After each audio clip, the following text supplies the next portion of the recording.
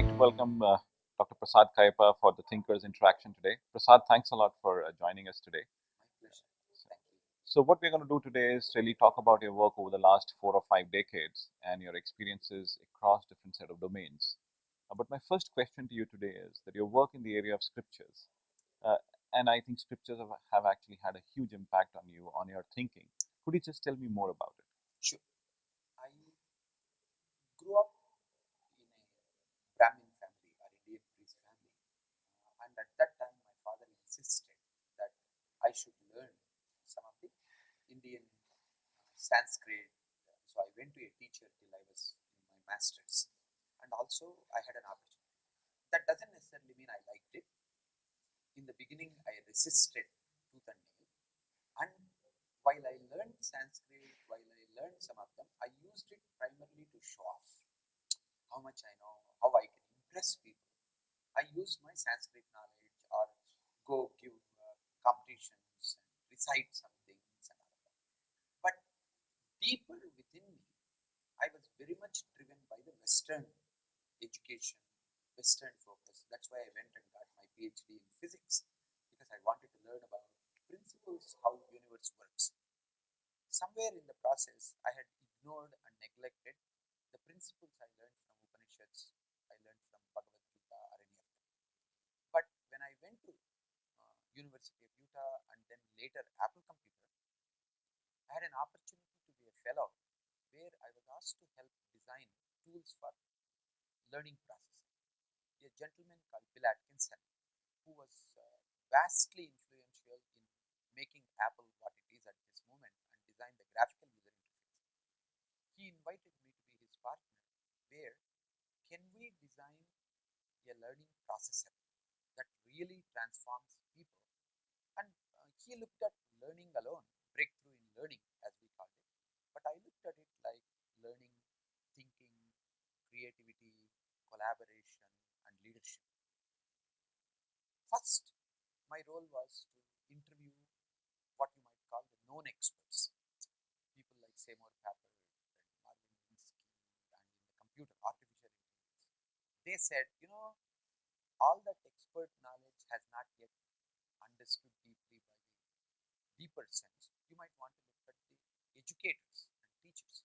So I went and studied some of the great teachers. Then I found out learning that is occurring in teaching is not necessarily well known. Like if I talk to an expert teacher, what makes you a great teacher? What they say, what they do is not necessarily the same. There is something in the way in which they teach is not captured in the content of what they are teaching. And as a matter of fact, it is not explicit to them. What they say, what they do is in two different domains. So I studied psychology, and then I went and spent a lot of time looking at the operating theaters. I went and spent time so that I can understand about how the brain works. But somewhere along the path, I met with a gentleman, Ruben Feuerstein, who was an Israeli gentleman who was specializing in Down syndrome kids. At one level, he really rebuked me for focusing on the outside, but ignoring completely what comes from India. He had given me, if you need later, I'll give you a deeper sense of how it happened. But he provoked me to say, I don't understand anything. I'm being totally useless. If I want to really learn about learning, I need to go back to Indian scriptures. After about 2, 3 really crucible moments where people negated everything I'm doing outside and I was asked to look inside, I went back in 1988, 89 period to re-examine the Indian Vedanta from the perspective of knowledge, learning, transformation, and all of that. Then I found out there are some beautiful statements. Like for example, in Taittiriya Upanishad somewhere it says, Akashod Vayuhu Vayo Ragnihi Agnirapaha Atyap Prithvi Prithivya Voshadayaha Voshadiv Yonnam Annat Purusha. This is like an evolution. He says, first there was a sound. I interpreted it as first there was infinite possibility for us to be anybody, anything. Anything is possible, and only thing is, it is like in the Western context. In the Western scriptures, they talk about first there was word, there was sound. Just like that, Akasha, the whole idea of sky as the infinite possibility, is something that is unique to Indian scriptures. Why? Like Chinese talk about four elements, they don't talk about sky at all. Western people also talk about other elements, water, wind, fire, earth, but nobody acknowledges Akasha. The Akasha Tattvam, as they call it in spirituality, is the infinite place that looks empty, but from there everything comes out. So the chant which I just said from Taittiriya Upanishad, it says, from there comes the disturbance, and the disturbance and that infinite potential is what creates a certain amount of movement, which is what we call marketing. And then from there comes the vision, clarity of thought. When we begin to explore, the clarity of thought emerges from there, and that has the vision. Like a fire has got the ability to see things, that creates the light opportunity for people to see. Agner Apaha, from there comes the water. Water has got, in addition to the sound, in addition to the movement, the feeling, in addition to the vision, it also has got some amount of taste. And then comes the earth, then it has got the smell. So, how a human being evolves with the five senses is that he evolves with possibility as the first thing. That means human being can be anything and everything. That's why in Upanishads they say Amrutasya Putraha. The human being is children of immortality. While evolution talks about we coming from various animals and then the nearest progenitors for us are monkeys, but the Indian spirituality says you are children of immortality and you have the ability to be anything and everything. That is what is something that is missing, because if we want to really ignite our full potential, we have to tap into that concept which we called Akasha Tattva. That means the possibility that we can be more than what we consciously know, what we logically, rationally can measure, but even tacitly look at. And this is what, of course, Western people talk about, what you don't know that you don't know. That is where the whole universe is. Even physics talks about now dark matter and dark energy are only a small percentage of the universe. There is so much that we have no idea about. So this is amazing for me that when you take Upanishads or when you take Yoga Sastra, when you take Buddhist concepts of mindfulness, when you talk about the Hindu wisdom, there is so much about how do I relate to people? What is the way in which I can build relationships? How do I tap into creativity? What does it mean to motivate people? What are the ways in which I can build knowledge? What is the difference between information and knowledge? And how do I help people to gain larger perspective? Like, for example, there are things which in Bhagavad Gita they talk about six things: Gnanam, Karma, Buddhi, Dhruti, and Sukham. And in between, they also have something called Karta. The idea of you being a Karta, that means I recognizing I am the one who is making it happen. I have a role to play. But if I take that role too personally, I become egotistical. Oh, I made this happen. I have to get this happen. This is my job. When you do that, the role actually becomes diminished because you have become bigger than the role itself. That's why we talk about Kartrutva Bhav and Bhoktrutva Bhav. That means let go of that I am doing it, I am enjoying it. If you let go, your work in organizations, your work with other people will have the right quality, humility, and a certain openness, ability to listen, ability to relate. All those things become much, much, much more effective. And that's what we call detached engagement. Detached in emotion, engaged in relationship, which is what we need in this global, complex, interdependent world. thousands of years ago in our scriptures. That's what I'm finding out. I'm finding out that this incredible amount of stuff is there in Indian scriptures. If we can translate it in the context of management, in the context of human development, and figure out a way to connect the brain research on one side, management theories from the West on other side, and bring in the Indian spirituality on the other side, we have such a beautiful flow. So there is so much India can contribute to management if we can only interpret some of these things. Of course, you can see that I'm so passionate about it, but I am like excited about what we have to contribute for the world of management from India, and I've just touched small portion. You are actually hitting a very interesting point here, that there is so much repository of knowledge within our Yes, scriptures. And you say that there is so much contribution that we can actually do from the Indian context, but you have not seen that happen.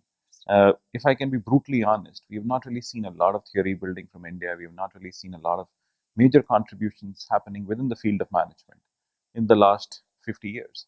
What do you attribute this to, and how we can actually set it right?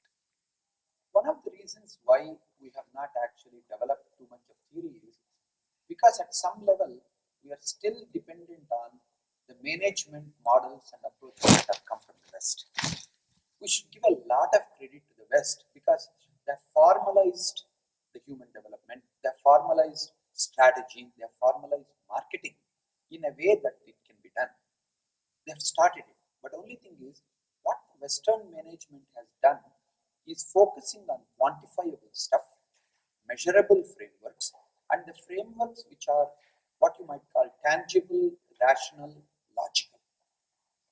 In the past 50 years, we have also seen they going from what is tangible, measurable, they have gone into the subtle domains of psychology. But the frameworks that come from India are one level deeper. They are philosophical in nature. And they actually talk about the human development from inside out.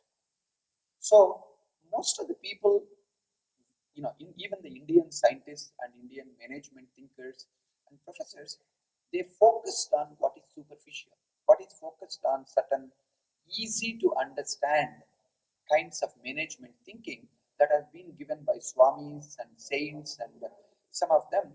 We try to repurpose them for management, but they are like, everybody knows it and everybody understands it up to a certain level, but they never provoked and probed deeper thinking into what does this really mean and how do I generate a theory of knowledge creation or theory of employee empowerment, theory of innovation and creativity, or theory of ecosystem, organizational ecosystem, or theory of leader versus leader instead of leader versus following. Many of the type of struggles that the Western organizations and Eastern organizations are going through are because the cognitively the frameworks that have been developed by the Western models are hitting the boundaries of it because in this cross-cultural Asia dominated, China and India are the biggest economies going to, if not now, they're actually going to be in next few years, but at least in population, in terms of workforce, in terms of opportunity, Asia is one of the biggest. If those are the kinds of opportunities we have, these people from India and China won't necessarily agree or appreciate or work with the Western models. And we are seeing that already. Living in Silicon Valley, I can see they say, yeah, yeah, yeah, but then they come back and say, well, I don't quite relate to the Western models. I don't quite relate to the Western psychology. We are different. So, because of some of these superficial application and certain embracing of the Western models, maybe because most of the journals which are of A quality were coming from the West, and they were more interested in American audience or Western audience. So, if you need to publish in those Western journals, you have to use Western models and make it applicable, make it easy to understand in the Western. But now we don't have the same limitation. You know, like what you are doing in India, like the kind of way in which even the companies and the institutions like Harvard and Wharton, many of them are coming into India and they want to learn about Indian management, they want to learn about Indian philosophy, and they want to learn about how Indian managers can become global managers. Considering that what you might call India, Vietnam, and Indonesia have got larger number of people under 25, so sooner than later we'll be exporting management talent to the rest of the world, not just the IT talent. So now is the time, perfect time for us to reinterpret, deeply understand, and create our own new theories and new frameworks based on Indian wisdom and Indian spirituality connected to management thinking. I think this will be our greatest contribution in the coming 10, 15 years. Like in part of the conversation, you said something very interesting. You said the brain research and how Indian management could actually go together, or how spirituality could follow into the place. What's your thinking on that? Could you go delve deeper into it and reflect on the work that you have done? Sure. 25 years ago, when I started out in Apple, or actually it's more like 30 years ago, I should say, when we looked at learning, of course, the first is evidence based. We want to look at what is scientific approach to how do people learn, how do people think, how do people make decisions, how do people get energized, how do you tap into their passion, how do you get them to be visionary, how do you get them to be creative.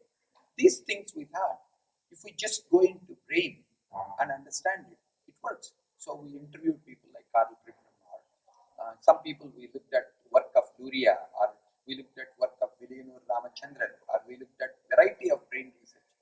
But at that time, what the brain research came out was by operating on the patients who have got some tumors or lesions or something else.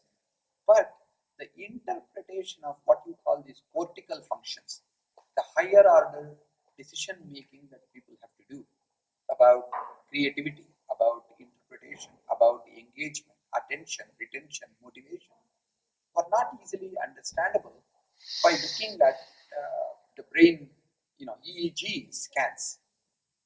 But from then to now, there is a lot more development that has taken place. Now we have PET scans and we have fMRI, which can measure what is happening in the healthy brain as we are thinking, as we are creating, as we are designing, as we are writing. We can see what is happening with the brain. Because of that, there has been significant amount of interest in what does our brain and learning about our brain teaches about managing people, helping people to be creative, helping people to be collaborative, and helping people to be excited about making a larger contribution. What I have found is some of the things that the brain is teaching, what some of the things which we have understood by deeply digging into brain research are parallel to what we are learning from the spirituality. So I found out, for example, the brain says at some level, if you really get stressed out, you have certain neurotransmitters that are, coming out, or you have certain things like cortisol. You have some things, brain chemicals like oxytocin and adrenaline. Many of these chemicals have got a harmful impact. But if you can reframe them, if you can reinterpret them, if you can look at what is possible instead of what is stressful, then suddenly they are finding out, that same thing that creates enormous stress in us, same chemical actually could be good for your health. So, for example, people like Kelly McGonigal, who gave some wonderful TED Talks and who has been writing about it, and there are several other brain researchers who have been talking about variety of things, are beginning to say that it is not what happens that matters in the brain, but how you interpret what happens will determine whether you are going to learn from it, whether you are going to be completely stressed out. So, the if you interpret something as stressful, it can have impact on coronary artery. But if you can believe, just believe that it is giving you good stuff, this increased heart rate, increased breathing, all of this is good for you. What is interesting is that the same people who would have died much earlier because of stress, they actually live much longer than the control group. So in terms of focus and attention, in terms of stress response, in terms of recognizing that the limbic system, what we call amygdala anxiety, what you call thalamus, hypothalamus, and the um, what you call amygdala are considered to be part of the limbic system, which is the emotional brain. And unless we find a way in which the emotional system is appropriately interpreting the signals that come in, the information that is coming in, if those are properly interpreted, it becomes a lot easier. So, simple way of saying is, we see things, we hear things, we feel things, we taste things. All of the information coming from the five organs, they are coming to be associated in one part. They call it TAC, which is tertiary associative cortex.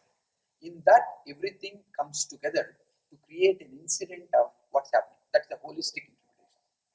But people are finding out in the brain research, all the five senses come together, but that is modulated by information that is coming from your limbic system. What it means is, I may go through an entire experience, but if I don't like it, let us say I say something to you and you didn't appreciate it. You said something to me, I didn't appreciate it.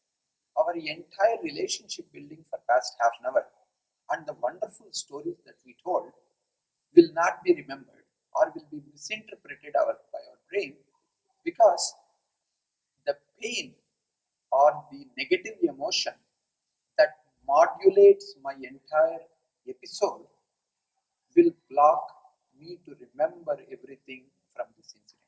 That means my recall is not dependent on reality. My recall is dependent on how I feel about the incident. Some of these are mind blowing things. That means there is no one shared reality. Mm-hmm. It comes down to my interpretation versus your interpretation.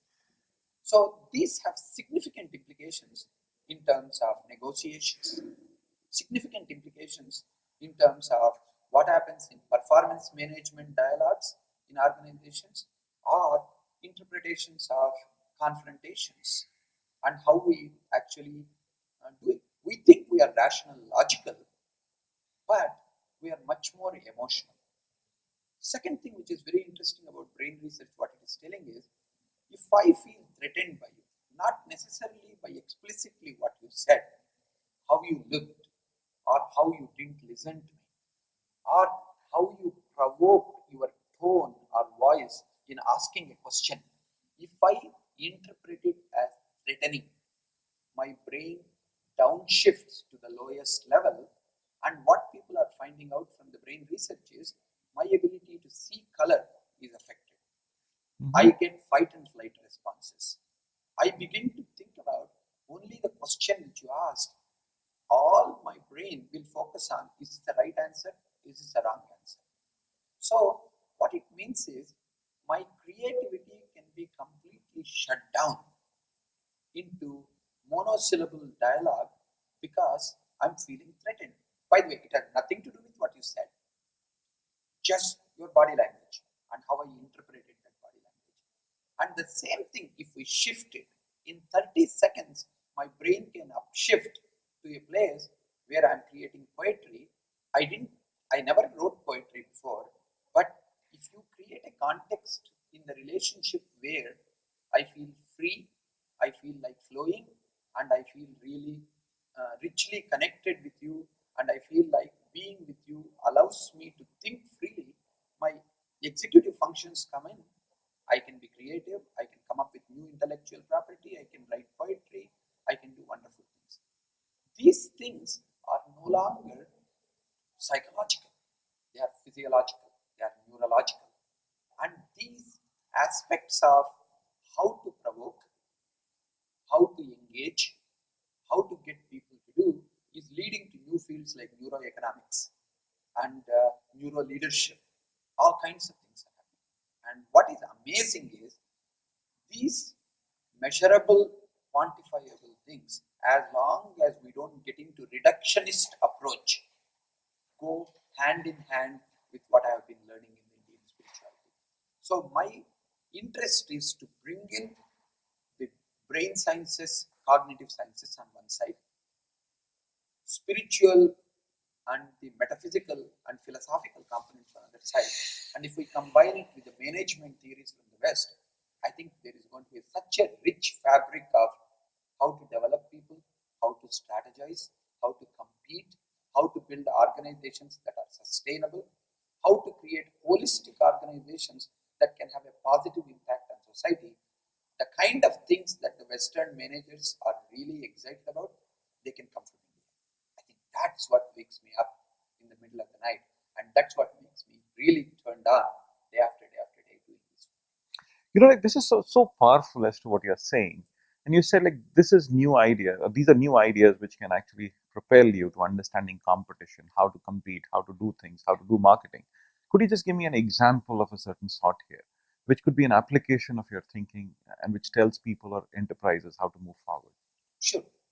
For example, talent management has become such a critical idea these days.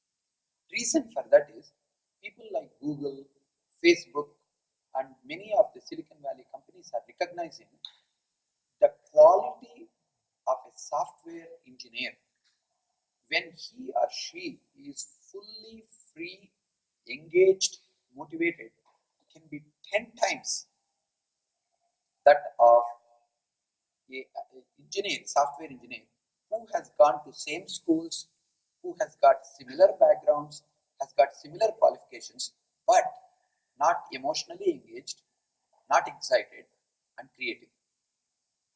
I mean, this has huge implications. The productivity of workers can matter not in 10%, 15%. It can be twice, thrice, 10 times that of each other if we can engage people at a very different level. And that particular way of doing and that particular way of thinking is something that can have huge implications on employee engagement.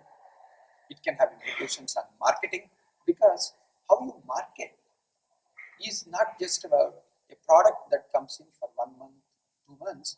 If you want it to have a brand value and have a sustainability in the marketplace for much longer time, we are finding out that you can tap into brain research. We can tap into spirituality. We can get people to create the words like purpose, meaning, not vision and strategy and tactics, but the idea of people who find meaning at work are much more productive. And if you can, like for example, think about Apple. Why is Apple so successful and it is fast moving into become $1 trillion company? Why is that? What is different? What is it that they are doing? What Samsung is not doing? What Dell is not doing? What HP is not doing? I think they are tapping into this subtle and unconscious way of tapping into what I call the deeper spiritual dimension or this what you might call the dimensions of human potential in a very different way than anybody else have talked about. This is not the same human potential movement that we looked at 30 years ago. It has been built on it. But in organizations, let me say, not only the Google and Apple talking about talent, but they're also their products, their innovativeness, the user interface. If you talk about an Apple Watch, some people say, hey, there isn't a killer application. But you know what? People who have bought Apple Watch, they love it not because there are so many applications are out there, but because for the first time there is a way it is completely personal. You can get your messages, you can get your health checkup, you can participate in research, health research, which is uniquely there. The whole world of what we call quantified self becomes real because of the kind of things like Apple Watches, Apple phones, and many of the other companies like Samsung. or Microsoft, they have various pieces, but integrating it to create meaning, to create passion, to create following. I think these are something still big puzzles for people. But that's where you build loyal following. Why would people stand in line for a day to buy a phone when it comes out, when they could walk into the stores a few days later and buy it for free? That is because they are turned on at some level. It is not about Apple, it is about them. So companies like Apple and Google are empowering people to stand out and build their brand. Because it helps people to build their brand, it is building Apple brand. I think these kinds of connections are not psychological.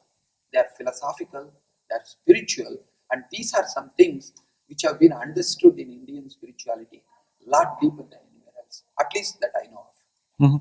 So, very interesting. Are we also hinting that I hear you say something very interesting, and that is about physics, metaphysics, scriptures, and all of this really coming together and defining the movement forward? So, how would you really look at this future? You've hinted at something, but how do you really see the future emerging? Let's look at the current reality that we are in. We are interdependent. Anybody, even with a small startup, with a small set of products, with something that was a local focus, can become global very quickly because of the kind of YouTube, because of the opportunity. So that means there are no space boundaries, there are no size boundaries, there are no scale boundaries, there are no talent boundaries, there are no resource boundaries. In this interconnected global world, most managers don't know how to work with. Most companies don't know how to operate because they traditionally look at the competition the way in which they have been competing in the past without recognizing the game of competition has become more of a co-opetition. Like for example, Boeing may compete with Airbus in some projects. British Aerospace, or rather, I should say BAE Systems in some projects. In some other projects, they're collaborators for as a defense contractors. So the idea of competition as black and white has completely changed. Mhm. Like look at Samsung. Samsung is the biggest competitor for Apple, and Samsung is also a manufacturer of iPhones. I think this kind of stuff cannot be discussed in the linear, logical, simplistic models of Western management theories that have been developed till now. We need to begin to think about a completely different future. And in that future, it is going to be much more holistic. And in that future, it is going to be much more individualistic. So think about it like instead of a big ship, like a air, what you call carrier, aircraft carrier, versus large number of small canoes with the size of an aircraft carrier. Aircraft carrier, if it has to break, it takes several miles. If it has to turn around, it takes even more miles. But small canoes, small frigates, small boats can do it on a dime. I think so. Large companies are no longer relevant in the same way that they were. It is becoming smaller companies coming together. People working as contractors and individual, working for themselves, like people becoming CEOs of their own life and part of the world and entrepreneurial space.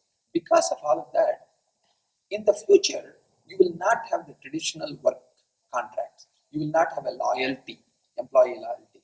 You will not have one company dominating, saying all the intellectual property is going to come from my research laboratories. Take Procter and Gamble. It talks about open innovation. It talks about everybody else outside the organization. Inside, they may have 5,000 scientists. Outside, they have 50,000 scientists. If they can actually leverage the innovation that is happening around the world and bring it into P&G, their products become a lot better.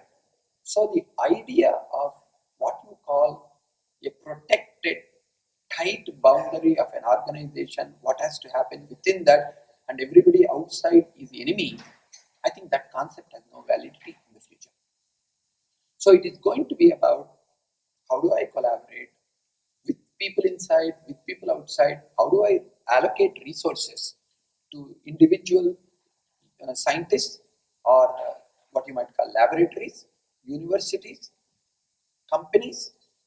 There is a way in which ecosystem model has to come about. We have an ecosystem of multiple stakeholders, multiple kinds of organizations working together in some areas and competing in some other areas requires a different mindset.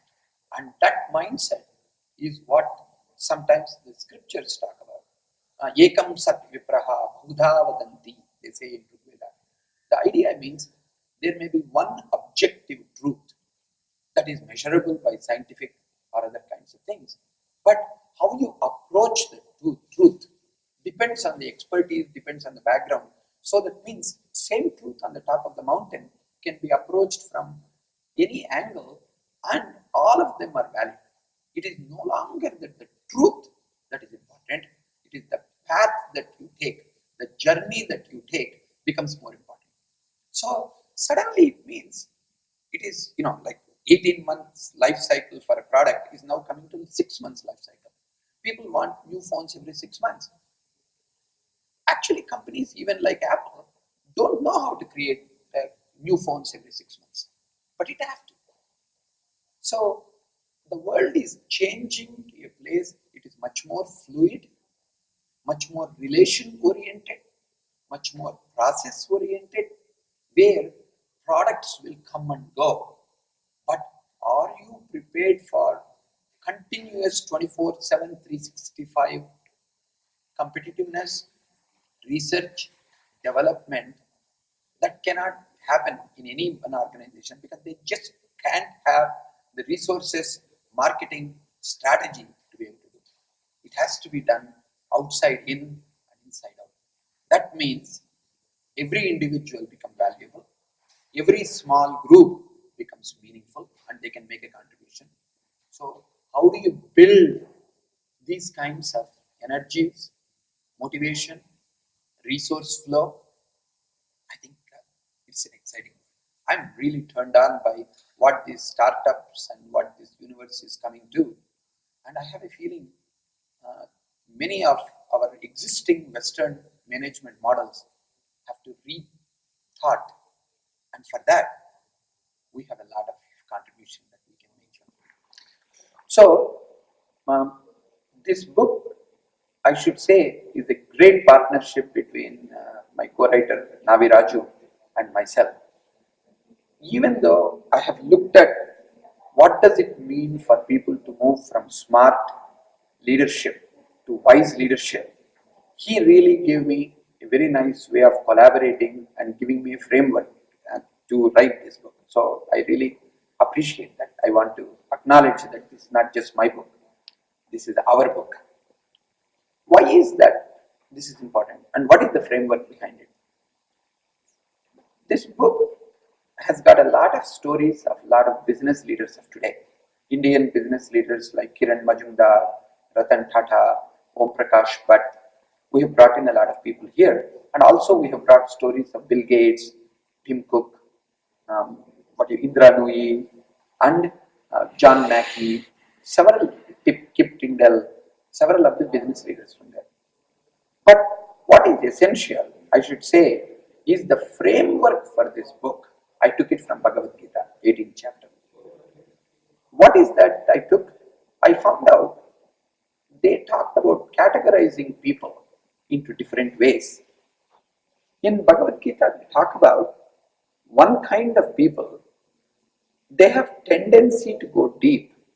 They have tendency to become experts. They are risk-averse. They go a lot more deeper. But they, while they have remarkable capability to be domain experts, they have difficulty to connect the dots and become entrepreneurs and to have a big picture perspective. Whereas the other kinds of people, they are very good to connect the dots. They see the business opportunities. They see the universal opportunities. They are very integral in their thinking, but they may not have as much domain expertise to get things done by themselves. Now, these are two kinds of smartness. One I call business smartness, one I call functional smartness. Most of the people want to go from one extreme to another extreme. It's like a pendulum swinging from one to another. Bhagavad Gita calls that you can be either in here or in there. They call it like a tamasic, the best kind of tamasic I'm talking about. For a spiritual context, they may talk about, say a lot of negative things about tamasic, but actually tamasic for me means people who are capable of executing and producing results. People who are rajasic means they are the people who are aggressive, who see opportunities, who run to seize the opportunities. They have good ego strength to create organizations and become entrepreneurs. My feeling is moving from rajasic to tamasic and tamasic to rajasic doesn't get us anywhere. But the perspective of wisdom comes when we become what in Bhagavad Gita called Sita Pragnas. Sita Pragna means whose pragna is firmly established in a certain equanimous stage. So in Bhagavad Gita says, Yoga Sthak Kuru Karmani. It means whatever business you do, whatever actions you take it from the yoga state of mind. What is the yoga state of mind? Equanimous state of mind. That means balance both sides and come from a state of equanimity, because in that equanimity you take into account what is good and advantageous on this side, what is good and advantageous on the other side, and you try to not necessarily compromise, you include and transcend to a whole new level. So that means two kinds of wisdom and two kinds of smartness is great, but when you integrate it and elevate it to a new level of wise leadership, then you become much more effective. You are not, see, wisdom is smart plus plus, as my co-author Navi says. That means you are not letting go of smartness, but you are gaining wisdom.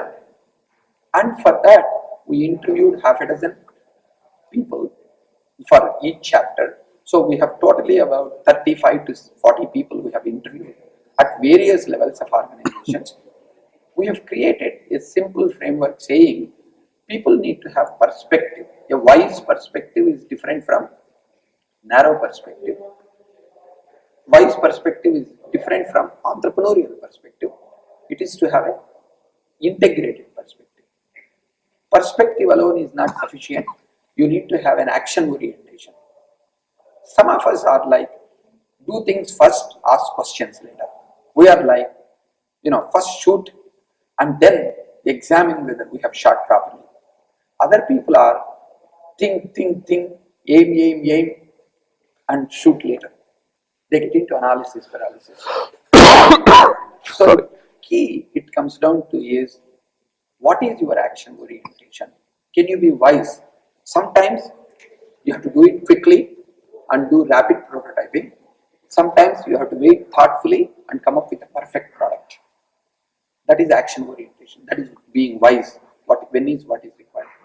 Third is the role clarity. Role clarity is what I called, like earlier, the karta bhavana.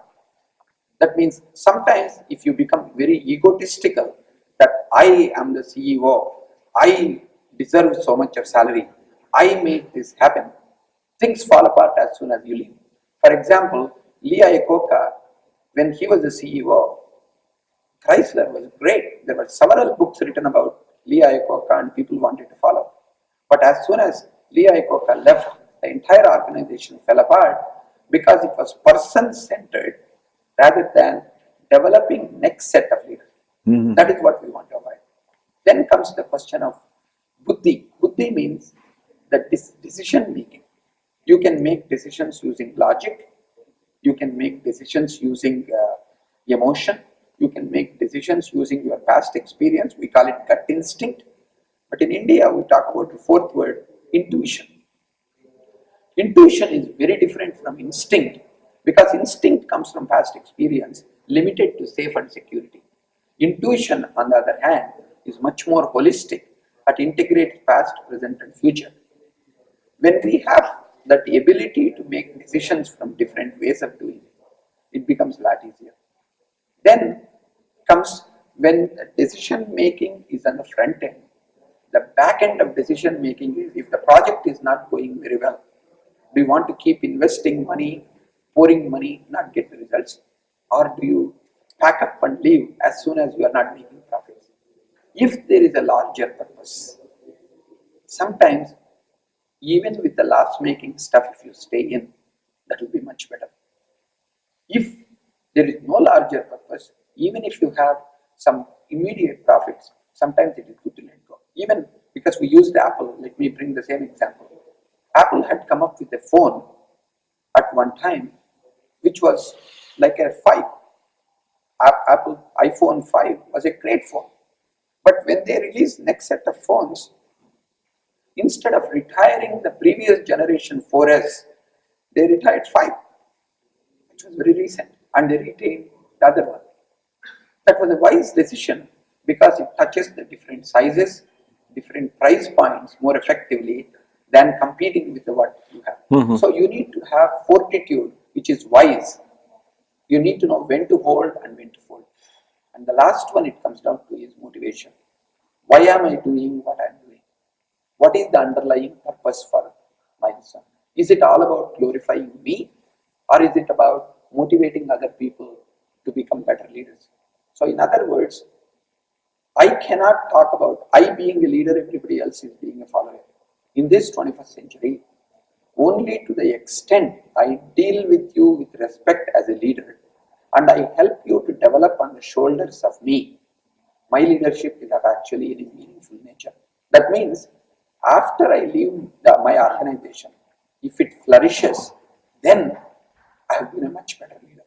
It is not about how many profits I've got when I was a CEO, but after I left, is the organization continuing to grow? That should become a metric for it, and that's the motivation. These 6 directly came from Bhagavad Gita.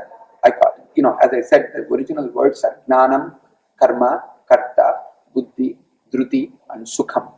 I translated them into modern language, not the same way. For example, Gnanam is translated as knowledge in the spiritual tradition, but I translated it as a perspective for the business and management tradition because that's what it is about at this moment.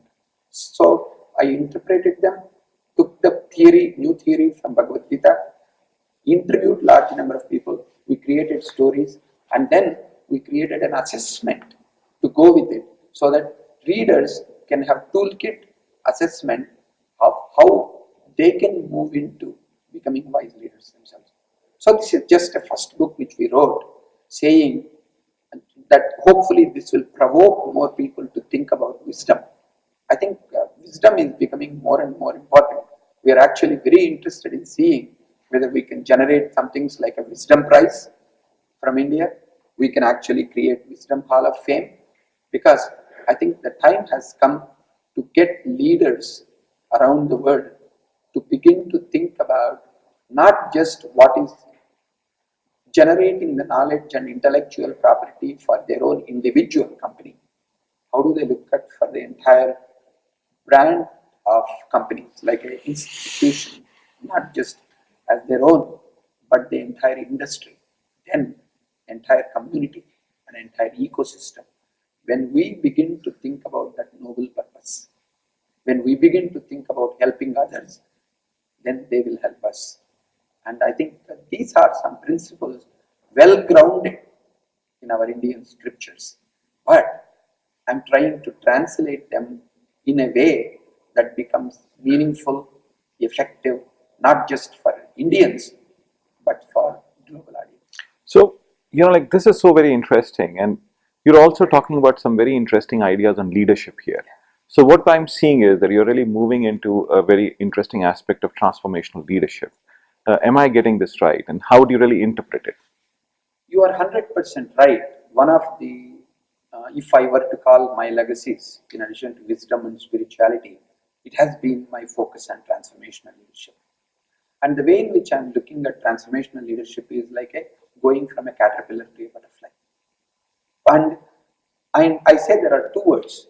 One is transformation means changing my mindset, changing my attitude from what is in it for me to what is in it for others, and recognizing when I help other people to get what they want, it is like a rising tide lifts all boats. When I help others, automatically I will get to higher and higher way of whether it is well-being, whether it is wealth, whether it is growth. That is one part of it. Shifting it from what is in it for me to what is in it for others. Second is leadership. As I mentioned earlier, leadership is not about opposite of followership. I believe opposite of leader is a victim. Why? Leadership is something that is a privilege and it's a responsibility. It is about leading oneself and others into a place of making a contribution. Whereas victim means I sit and complain, bitch, moan, and complain about how come nobody recognizes who I am and what I'm doing. It's all about me, me, me. Transformational leadership, which I have been doing on an average about 100 to 300 leaders go through my transformational leadership programs, either through open programs or through in-company programs. And I have found that large number of leaders, when they begin to focus on contributing to their organization, their community as a priority, and recognizing their growth, their recognition will come by giving rather than what is in it for me kind of thing. Once we can do that, that is where the wisdom comes in. That is where some of the philosophical and spiritual underlying can begin to impact how they do. Like, for example, I measured recently, I asked people who came to a 35 people were there. I asked them, how many people work for you? When they added up total number of people who are working for the 35 who were there, it was 2.3 million. Then I asked him, if you are going to spend 4 days with me doing this transformational leadership, you need to recognize what you do has to impact the 2.3 billion. So anything you think about it from how am I actually going to impact the 2.3 million? Is this decision appropriate for them or is this decision appropriate for me?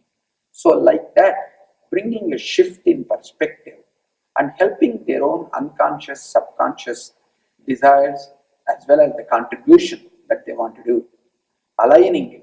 Again, let me bring this Indian concept for it. I call it, what you call kaya, which is the body, and then manasa, that is what we feel and think, vacha, what we say. If I can integrate the head and the heart and the hands, or what I say, what I think and feel, what I do, if I can bring that alignment, there is a word for it. It's called trikarana suddhi.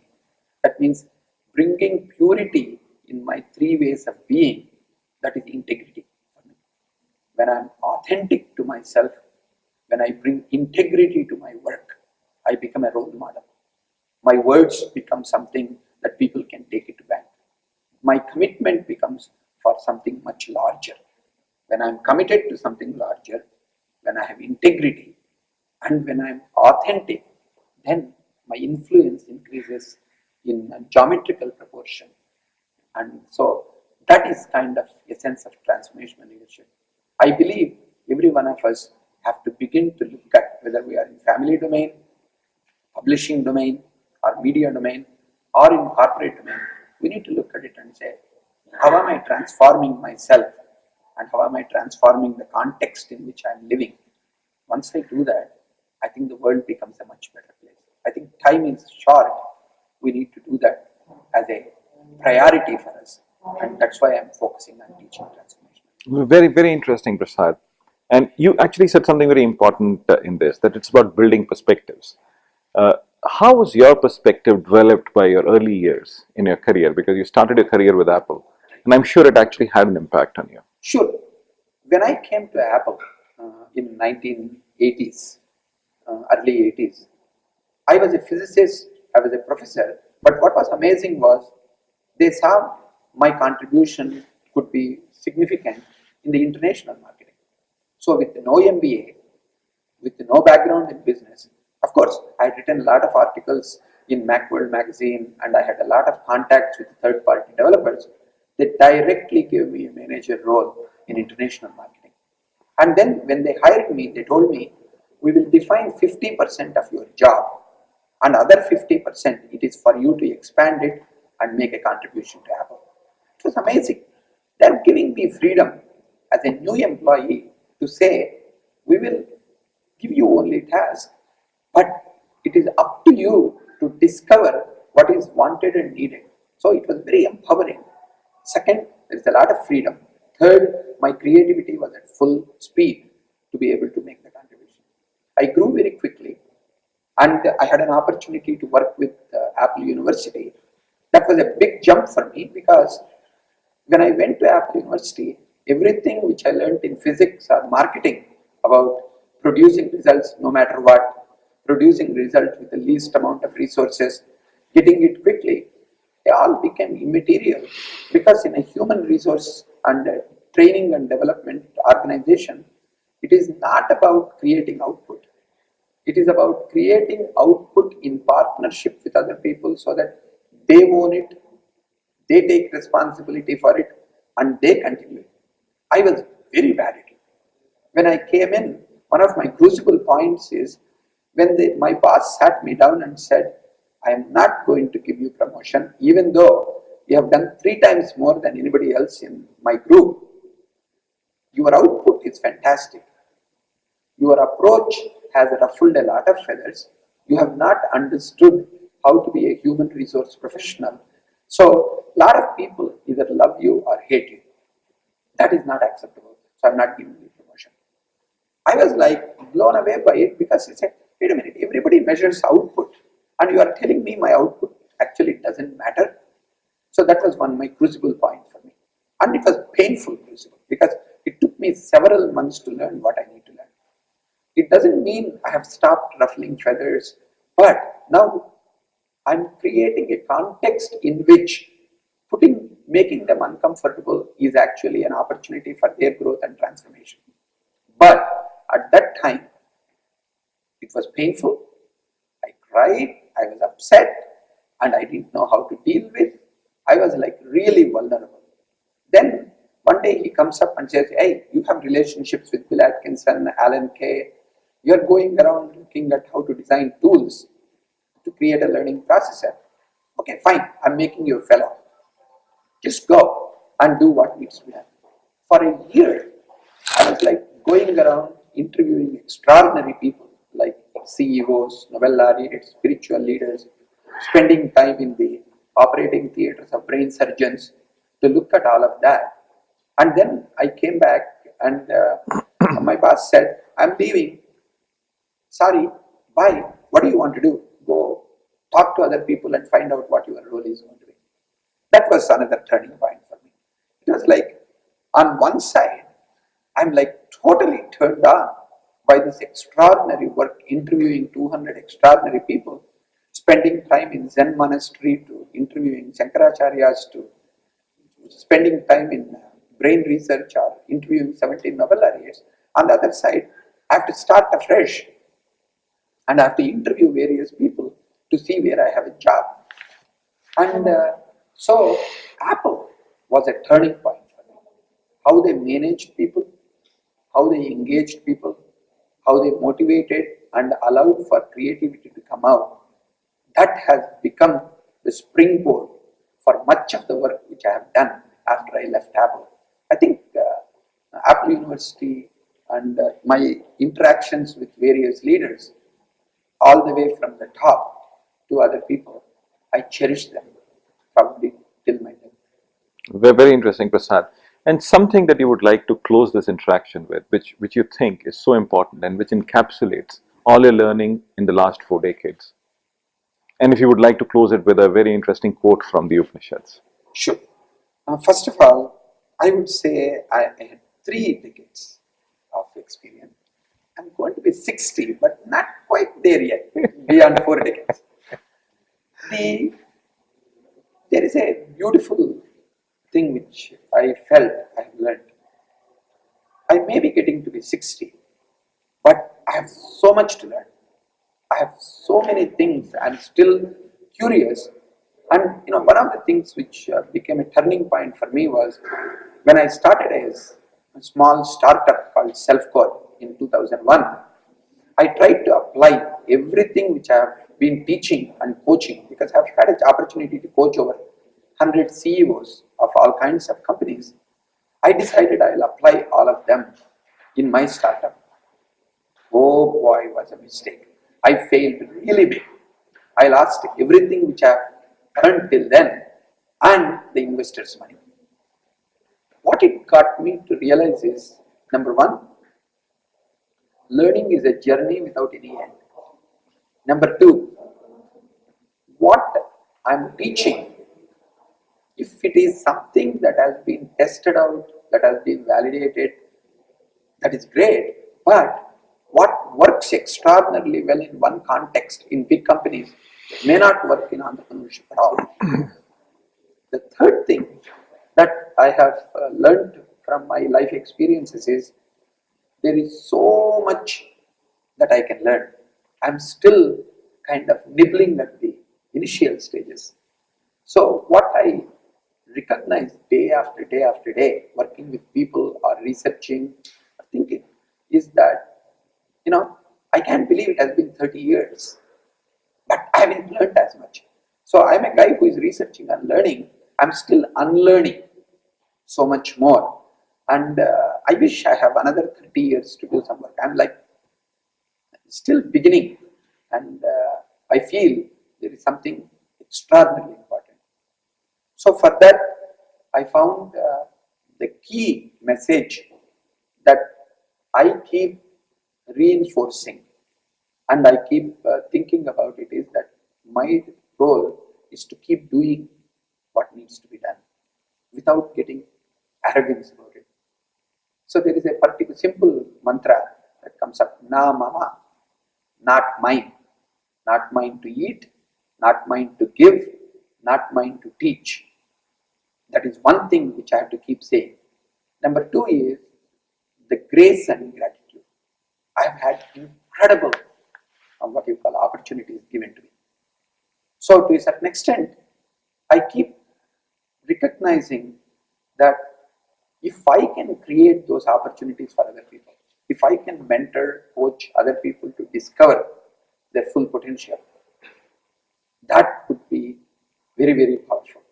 So there is a beautiful what you call shloka from Bhagavad Gita in second chapter, seventh shloka actually.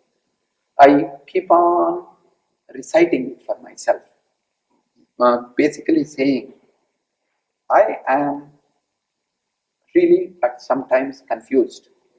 I do not know what is the right way. I can come up with the plans, I can come up with the designs, I can come up with strategy, but please let it go.